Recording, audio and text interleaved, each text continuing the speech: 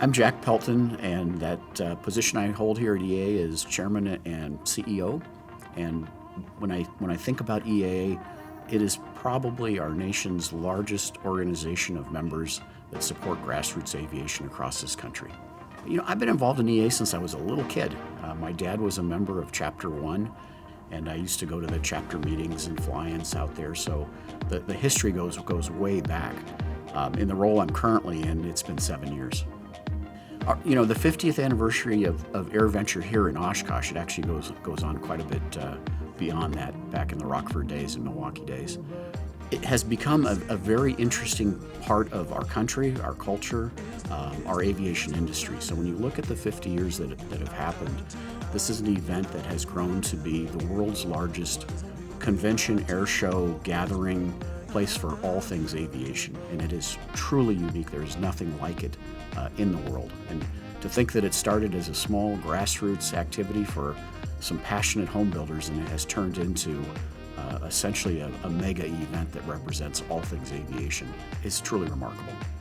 I have some antique airplanes, and the open cockpit airplanes, it's more convenient to have a helmet so that you can keep your headsets on and be able to hear appropriately. And then it has the nickname that was given to me as Smiling Jack, back to I retired as the chairman and CEO of Cessna Aircraft Company, and this kind of secondary calling to EA was something fun to do later in life. There was a book published called The Legends of Cessna. It was originally published, and Russ Meyer was the chairman, and his best friend was Arnold Palmer, and did the foreword in the book. They did a update to it when I was chairman of Cessna, and Harrison Ford, who was our Young Eagle chairman and friend, did the foreword in that book, and he always called me Smiling Jack.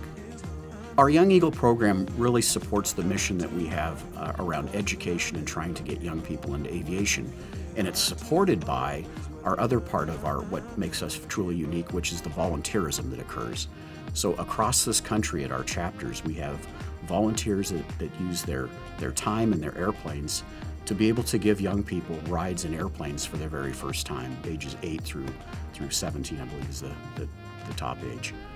That program, which Tom Poberezny came up with the idea, has now flown over 2 million young people in this country, and we have just numerous stories of people that, because of that, have gotten involved in aviation to the point of making a career of it. And it's just exciting to see.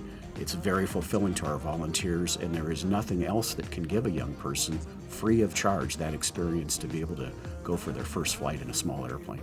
The next 5 to 10 years for EAA is going to be a continued journey down where is aviation going. There's so much innovation.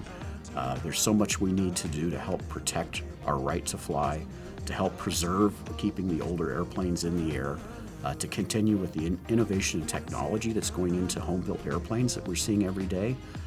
We're very quickly coming upon electric-powered airplanes. Autonomous flight is right around the corner. Hopefully, what we're really focused on is bringing in that next generation of pilots that will replace the ones that are retiring and starting to leave the flying community. So it's a very exciting time.